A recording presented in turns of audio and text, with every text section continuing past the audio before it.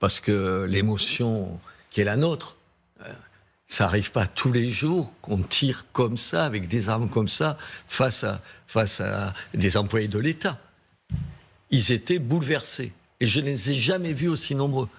À Béziers, il y a à peu près 200 gardiens de prison. C'est une grosse prison, puisqu'il y a plus d'1 millier de détenus. Je me souvenais, il y avait eu des problèmes, je ne sais pas si vous vous rappelez, en 2018-2019, mais ils n'étaient pas aussi nombreux. Il n'y avait pas cette émotion-là, cette peur-là. Parce que vous savez de quoi ils m'ont parlé tout ce matin ? Ils m'ont dit, mais par exemple, je vous donne un exemple. Ils me disent, mais aujourd'hui, la nuit, quand quelqu'un a un problème de santé, un détenu a un problème de santé, on ne peut pas nous le soigner. Il n'y a pas de médecin dans la prison. C'est une grosse prison. Donc, on l'amène à l'hôpital. Mais à l'hôpital, on l'amène seul. Il y a deux gardiens qui ne sont pas armés. Et il nous ajoutait un truc, évidemment, qui saute. Il dit, en plus, il y a tellement, tout le monde a des téléphones portables. Enfin, on le sait bien que des téléphones portables, il y en a partout. En prison. Mais en prison. Dans les cellules. L'an dernier, on a à Béziers, on en a saisi, vous savez, qu'ils les jettent par des drones. On a saisi presque 200. Ça veut dire qu'il en passe combien ?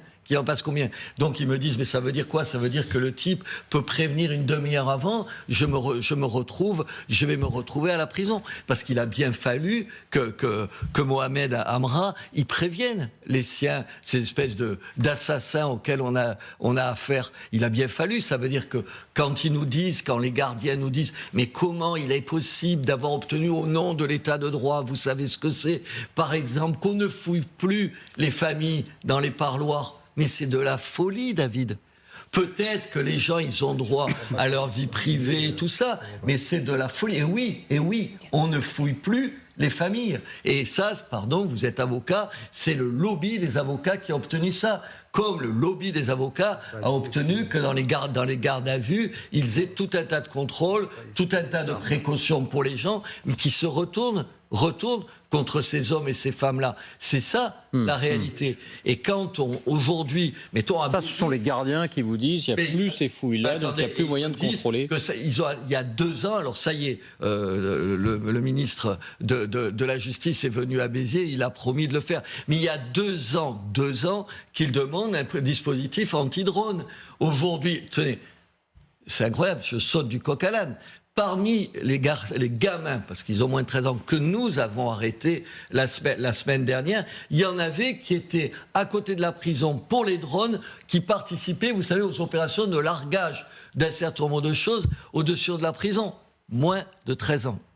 Moins de 13 ans. Écoutez ce témoignage assez fort d'un gardien de prison à RTL ce matin. Il dit, face à ces criminels, et en particulier les narcos, nous sommes des enfants de cœur, nous avons des pistolets à eau, et nos véhicules ne sont pas du tout à la hauteur. Écoutez. Aujourd'hui, on a affaire à une population carcérale qui ont des complices. Ils tirent à l'arme de guerre. Nous, excusez-moi du terme, les mots vont être forts, mais on a des pistolets à eau face à eux. On a des pistolets à eau. Il nous faut des moyens. On a des véhicules, comme vous avez pu voir sur la vidéo, un Renault Master, un véhicule de livraison de chez DHL. On sort des détenus avec des véhicules de livraison. Il n'y a aucun blindage. Il faut arrêter. Voilà, montage, je cherche à signer. Montage Charlotte Sauvaget. Mais bien sûr, on n'a parlé que de ça. Ils veulent des véhicules blindés. Pas dans tous les cas, mais face à un certain nombre de gens. Paradoxalement, ils demandent aussi, dans un certain nombre de cas, des voitures banalisées. Il me disait ce matin, quand vous arrivez avec administration pénitentiaire dessus, vous êtes une cible. Sur les armes, bien sûr qu'ils demandent des armes. Et puis alors, là encore, pardon, je n'ai pas fait... C'est-à-dire qu'il faut tenter presque de passer inaperçu d'une certaine manière. Et ils disent un certain nombre de fois... Alors, je ne vais pas taper sur les avocats une deuxième fois, parce que là, je sens... Non, parce que ça serait caricatural, oui, et ça pourrait laisser penser que les avocats sont complices de gangs criminels. Mais attendez, je vous dis pas ça. Je vous dis, par exemple... C'est ce que ça peut laisser penser. Mais non, arrêtez, on peut quand même dire un mot. Chacun ici, alors quand tu dis un mot sur les journalistes, horreur et putréfaction, c'est une atteinte à la liberté. Robert, vous avez parlé de lobby des avocats. dans un contexte comme celui-là, c'est quand même sous-entendu. Ben non, alors je retire le mot lobby. Passons, la d'accord. pression des syndicats, si vous préférez. D'accord, passons. La pression des syndicats, ça veut dire par exemple que dans un certain nombre de cas, on pourrait peut-être faire de la vidéoconférence. Si on n'est pas capable, ils ne m'ont parlé que de ça, si on n'est pas capable d'assurer la sécurité, et leur sécurité, pas seulement la sécurité du malfrat qui est dedans, mais leur sécurité, ils me disent pourquoi on ne fait pas plus de vidéosurveillance? Qui s'y oppose à la vidéosurveillance? Mais c'est ça la réalité. Alors attendez, en même temps, il ne faut pas être démagogique, Si on, parce que je ne veux pas avoir l'impression de dire, vous savez, tout le temps, il faut plus de moyens. Tous les hommes politiques, ils vous racontent ça chaque fois qu'il y a quelque chose dans un domaine. C'est vrai qu'on a beaucoup dit que la justice était le parent pauvre. Mais c'est pas vrai. D'abord, il a obtenu plein de choses. Depuis 3 ans, oui. Oui, il ne faut pas rigoler. Vous pouvez ne pas l'aimer tous les matins et l'embrasser sur la bouche, quand même. Vous dites qu'il a obtenu un certain nombre de choses. Et puis, il faudra bien que la classe politique, à un moment donné, elle dise des choses clairement. Si vous voulez donner plus de moyens à la justice, et par exemple, à Béziers, ils sont à peu près 200, il en manque une vingtaine, 26 ou 27 exactement, de gardiens, selon les... De surveillants. Qui sont pas là, Il va bien falloir, si on veut pas creuser de façon abyssale les finances publiques, avoir le courage de dire, si on met de l'argent là, on arrête d'en mettre ailleurs. Le problème, c'est que quand tu es dans l'opposition, la facilité, c'est que tu demandes toujours plus, sans dire... Alors avant, on avait Bercy. Vous savez, vous pouvez toujours taper sur Bercy. Il y a trop de fonctionnaires à Bercy, mais à force d'en enlever, à Bercy, il va finir par y en avoir moins qu'il n'en faut. Et c'est sans arrêt, ils m'ont dit ça. Et moi, je pense qu'il faut les entendre. Mais encore une fois... Faire des choix, donc. Mais attendez, la vie, vous faites pas des choix, vous, dans la vie, tout le temps. La vie, c'est faire des choix. Être un homme politique courageux, responsable, c'est être capable de dire non. Pas de dire oui tout le temps. Dire là oui à eux et oui demain aux autres, aux enseignants, à la sécurité, à tout. C'est pas possible. Alors, l'autre information nouvelle, c'est qu'on connaît en détail le profil de Mohamed Amra, donc le détenu qui, à l'occasion de ce guet-apens, a pris la fuite. Et ce qu'on apprend dans le profil de Mohamed Amra, c'est que son parcours de délinquant a commencé à 11 ans. Donc entre 11 ans et 14 ans, il a été mis en cause dans 19 faits, en particulier des cambriolages, et que ces 19 faits ont été classés sans suite. Alors évidemment, entre 11 ans et 14 ans, on est un enfant. Donc on ne va pas aller en prison, on va pas... Mais qu'il n'y ait pas de réponse pénale d'une certaine manière... Puis-je faire du mauvais esprit quand j'explique et quand je prends un arrêté dans ma ville comme d'autres maires en disant qu'entre 11 ans et 13 ans, un gamin, il était évidemment un gamin, doit pas être dans la rue. C'est absurde. C'est pas un minimum de bon sens. Le couvre-feu pour les mineurs. Mais bien sûr que c'est... Mais j'ai l'impression, on a gagné Robert... cet après-midi parce que la Ligue des droits de l'homme, je vous l'annonce, la Ligue des droits de l'homme nous a évidemment poursuivis immédiatement parce qu'on a tenté à tout un tas de libertés. Je ne parle pas des avocats, là, je parle des associations de défense des droits de l'homme. Je me moque de vous pour que ce soit agréable entre nous. Je veux dire, bien sûr, ils ont perdu ça. Bien sûr qu'il faut prendre un certain nombre de mesures. La différence, Robert, c'est que quand vous avez pris cet arrêté la première fois... Il y a 10 ans, on m'a envoyé balader. Voilà. Ils ont perdu. Débouté. Là, aujourd'hui, le gouvernement lui-même dit, et des maires de la majorité eux-mêmes prennent des arrêtés similaires. Attendez, je vais vous donner un exemple. Je dis, moi, je n'ai pas de recette miracle, parce que tout ça, c'est sur fond de drogue. Parce que si le type, il peut mobiliser autant de gens, autant de moyens pour être libéré, c'est qu'il est d'abord un trafiquant de drogue. C'est quand même d'abord ce qu'il est. J'allais y venir. Ce qu'il est avec... Et ce que je veux dire, c'est que, d'une certaine manière, quand on a préparé, on parlait de symbole de l'impuissance publique, c'est-à-dire que dès 11 ans, cette personne était déjà dans la délinquance quand il était un enfant, donc il a grandi avec la délinquance, première condamnation à 15 ans, puis les affaires se sont succédées, jusqu'au moment où désormais, c'est l'autre nouveauté, on perçoit... En tout cas, il est soupçonné d'être l'un des commanditaires de ces fameux règlements de compte. L'un qui aurait échoué en Espagne et l'autre à Marseille. Je ne sais plus s'il a échoué ou pas. Mais ce qui justifie d'une certaine manière le fait que tant de violence ait été déclenchée de sang-froid pour obtenir sa libération. Et on a là tout le spectre de 19 ans où on a quelqu'un qui a affaire à la justice sans que jamais on ait pu le remettre sur le droit chemin, lui donner une seconde chance, mais surtout protéger la population. Oui, mais protéger la population, c'est où comment vous protégez la population? Alors, il était en détention, là. Il était en détention. D'accord, mais là, c'est mettre les gens en prison. Un certain nombre Il y était, là. Mais il y était, mais le nombre de gens, il y était à 15 ans? Non. Vous posez deux questions. Tout ce qui concerne le droit des mineurs, est-ce que les mineurs aujourd'hui sont exactement les mêmes qu'il y a 40 ans?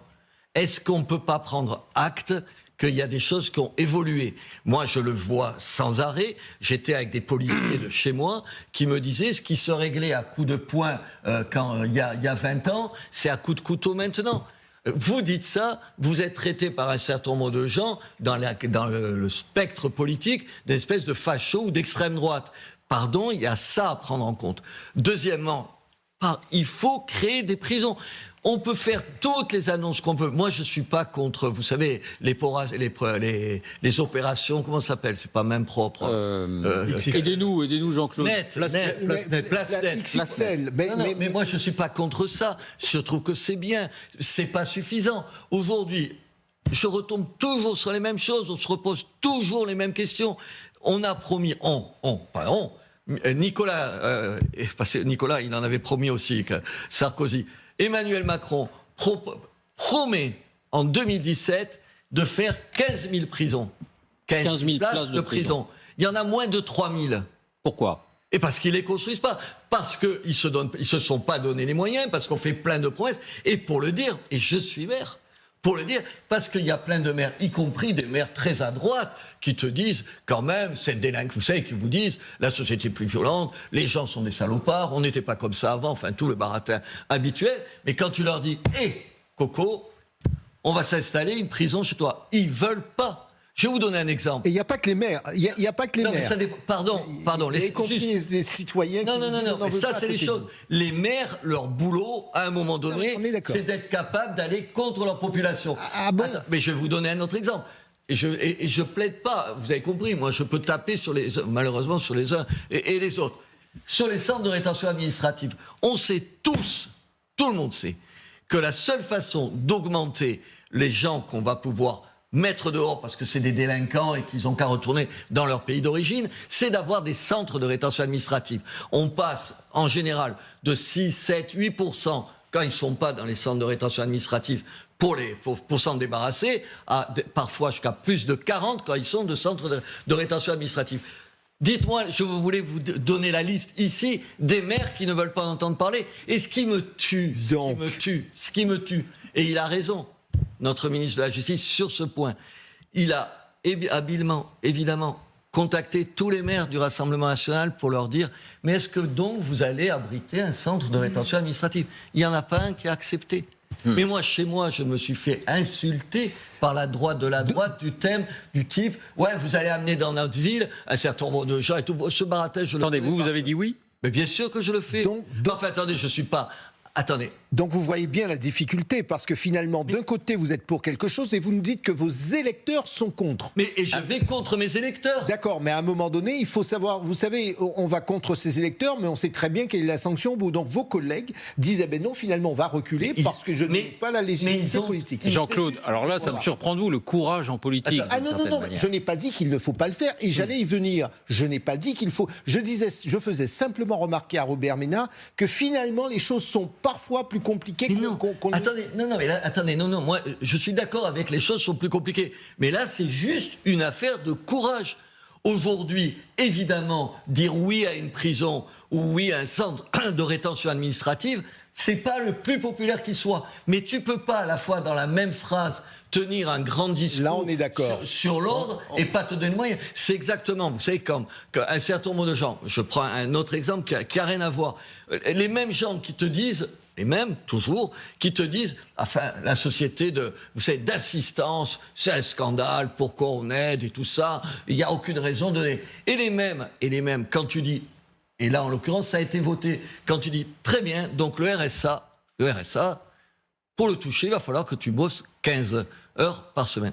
Quoi? C'est un scandale. Mais moi, je l'ai vécu. Les mairies, toutes les mairies donnent de l'argent. Vous savez, on a donné des aides. Et moi, j'ai décidé, mais comme d'autres maires, un truc tout con qui vous paraît de bon sens. Quand tu donnes 80 € de bons pour aller acheter des choses à un supermarché, tu demandes rien. Les gens, ils sont à un degré de malheur que tu essayes juste d'être à côté d'eux. C'est tout. Quand tu donnes 1000 € à un gamin pour lui aider à passer le permis de conduire, parce que le permis de conduire, ça sert pour trouver un boulot. Honnêtement, tu peux pas lui demander pour les 1000 € de bosser un petit peu pour une association ou aller faire les espaces verts. Il y a des gens qui continuent à te dire que c'est pas normal. Je vais vous dire, on n'a pas de divergence. C'est juste du bon sens. Si on avait un peu de bon sens et un peu de courage, ça irait un tout petit peu mieux. Et les avocats aussi. Dernier point, je voulais vous faire entendre Thibault de Montbrial. Il y a une expression qui revient depuis hier, c'est la sud-américanisation de la France. Nous vivons en France des scènes que nous avons observées à Sinaloa au Mexique ou en Colombie. Écoutez le président du Centre de réflexion sur la sécurité intérieure sur Europe 1 ce matin. C'est indiscutablement un point de bascule. Pour la toute première fois, les moyens utilisés par les narcotrafiquants qu'on appelle des hauts de spectre, c'est-à-dire les mafias, les moyens d'utilisation d'armes de guerre, massacres de rivaux, ont été utilisés non pas contre des clans rivaux, mais contre la force publique, en l'occurrence ces surveillants de l'administration pénitentiaire. C'est la première fois. C'est la suite logique de la trajectoire de sud-américanisation que suit notre pays. Montage Charlotte Sauvaget. Moi, j'ai des souvenirs de Caracas, que vous connaissez, où le taxi te disait « Je tourne dans une place, je ne m'arrête jamais avant de te prendre parce qu'il y avait des problèmes. » Bien sûr qu'on assiste à ça. Il y a un truc qui m'étonne dans le débat. Pardon, est-ce que je peux encore parler une minute ? Oui, bien sûr, allez-y. Il y a un truc qui m'étonne dans le débat sur la drogue, parce que le fond, c'est quand même le problème du trafic de drogue. Alors, évidemment, moi, je suis pour qu'on sanctionne les consommateurs. Il y a un certain nombre de mesures à prendre. On a vu un parquet unique, comme il y a un parquet national contre le terrorisme ou les affaires financières. Il y a des idées, tout ça. Vous ne trouvez pas qu'il y a un grand absent dans ce débat-là ? C'est le Maroc. Comment se fait-il qu'on ne parle jamais, c'est des amis, les gouvernements marocains, c'est pas nos ennemis, d'un pays où tout le nord du pays fournit combien de pourcentage ? Je l'ai plus en mémoire. Très grande partie. En ce qui concerne le cannabis. Le cannabis. Et personne ne trouve à redire. Et on n'en discute pas avec les Marocains. Et on leur propose pas d'éradiquer et leur proposer avec des aides de faire d'autres choses. Qu'est-ce qui explique ce silence-là ? Juste, c'est une question. Une deuxième question. J'ai entendu un certain nombre de ministres expliquer le trafic de drogue, ça permet à un certain nombre de gens de faire vivre des commerces qui sont en réalité des façons de blanchir l'argent. Ça fait des années que je demande, comme plein de maires, encore une fois, un truc tout bête, que avant de mettre un commerce dans un centre-ville, on demande l'autorisation du maire. Je vous garantis que moi, des commerces, un certain nombre, je ne donnerai jamais d'autorisation parce que je sais parfaitement que c'est pas ce qui est vendu, vous avez compris, officiellement dans le commerce, qui fait vivre le commerçant en question. Le tout dernier point, et puis je vais vous donner la parole, c'est ce qu'a indiqué, mais vous l'avez évoqué, c'est ce qu'a indiqué le ministre de l'Intérieur, Gérald Darmanin, le consommateur. Il dit, quand vous fumez un joint, vous avez du sang sur les mains. Il ne le dit pas comme ça, mais c'est ce que ça veut dire. On ne peut pas à la fois, c'est ce que je vais vous dire en quelques instants, pleurer les veuves et les orphelins sur le péage de l'heure et continuer à fumer son joint. C'est pas possible. Ça s'appelle la schizophrénie et chacun est responsable. Cette violence désinhibée où on tire à la Kalachnikov sur des pères de famille, elle pourrait comprendre qu'elle a une source, c'est la consommation de drogue. Rien n'est récréatif dans la drogue, tout est mortel. Voilà. Il y a 5 millions de Français qui consomment régulièrement, qui fument régulièrement, qui consomment de la drogue. 5 millions de Français. C'est pour ça qu'il faut qu'on fasse attention en même temps, parce que vite, on se rappelle de sa propre jeunesse, qui n'est pas blanche comme une colombe. Voilà, comme une colombe. Parlez pour vous donc. Attendez, vous voulez que je vous repose la question? Vous me répondez franchement? Franchement, vous avez jamais fumé un joint? Ah, c'est moi qui pose la question. Ouais, c'est ça. D'un coup, et je n'ose pas la poser ici à un certain nombre d'autres gens. Il y a ça, et puis enfin, on a nos enfants, nos amis, enfin, vous les connaissez. 5 millions, c'est pas. Mais à c'est 5 pas millions, 2%. ça veut dire que ça pose aussi un problème de santé publique.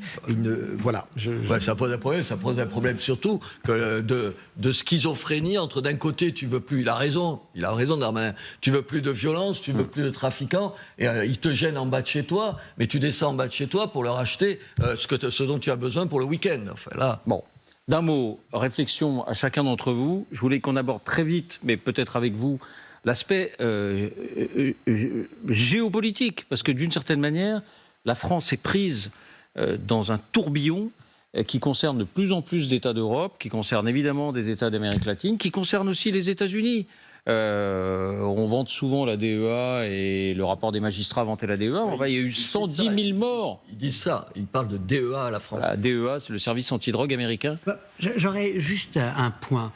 Quand Thibault de Montbrial parle de sud-américanisation de la France, je trouve qu'il est beaucoup trop limitatif. Il y a une sud-américanisation du monde. Il y a une mondialisation du crime à partir de la drogue. Et une deuxième remarque, pour répondre à Gérald Darmanin, je ne crois pas que dans un pays comme les Pays-Bas, le fait qu'on ait laissé les citoyens fumer du cannabis a poussé à des attaques de ce type à la Kalachnikov contre des prisonniers. Donc je crois qu'il y a un vrai problème auquel nous sommes confrontés. On vit peut-être beaucoup plus longtemps, mais les jeunes passent à la violence beaucoup plus jeunes, beaucoup plus tôt. Ça, c'est un premier problème. Le deuxième, c'est que, en réalité, nous ne savons pas comment réagir.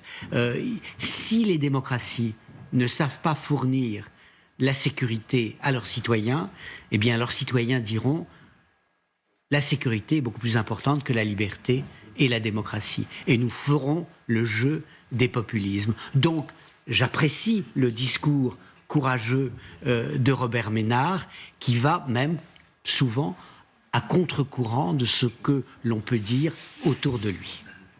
Valérie, vous vouliez intervenir tout à l'heure sur quel point? Il y a tellement de choses à dire qu'il faudrait... Choisissez-en une. Encore 2 heures. Non, on n'est pas dans la sud-américanisation de la France. Enfin, à un moment donné, on va beaucoup, beaucoup trop loin dans des expressions. De certains quartiers, madame. Dans certains quartiers, on est envahi, on est entouré de pays qui légalisent de plus en plus les drogues douces. À un moment donné, il faut qu'on se pose la question aussi de où on se situe, parce qu'on est un peu au milieu du gué, on n'a pas choisi. Est-ce qu'on mène vraiment la guerre aux trafiquants? Et à ce moment-là, il faut y mettre les moyens. Soit on légalise, et à ce moment-là, ils auront plus ce pain béni de pouvoir trafiquer. Et ils feront peut-être autre chose. Pourquoi on a autant d'armes qui circulent? Et là, c'est pas un problème de drogue, c'est un problème d'armes.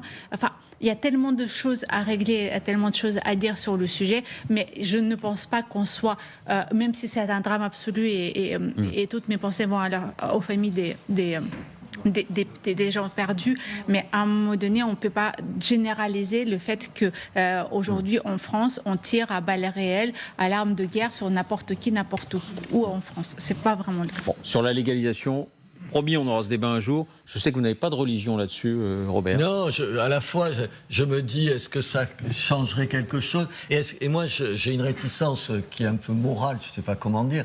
J'ai l'impression que si on disait oui, vous savez, même à un certain nombre de droits et tout, c'est une espèce de digue qui s'effondrerait. C'est-à-dire une de plus. Vous avez compris, pour nos enfants. Je ne me vois pas, moi, face à mes enfants, leur dire « Oh, écoute, tout ce que je t'ai expliqué pendant des années, on passe à autre chose. » Vous avez compris, en même temps, j'essaie de ne pas être stupide et pas me dire voilà, il y a une réponse non et tout, puisque tu vois bien que notre position, elle ne fonctionne pas. Mais là, attendez, c'est une vraie digue qui s'effondrerait. Je ne suis pas sûr qu'on ait besoin de ça en ce moment, honnêtement. L'Allemagne l'a bien entamé déjà il y a quelques semaines. Jean-Claude, un dernier mot. Le fait qu'on ne peut être qu'écœuré par rapport à ce qui s'est passé, condamné, et moi, il m'arrive d'aller en prison et j'y suis allé.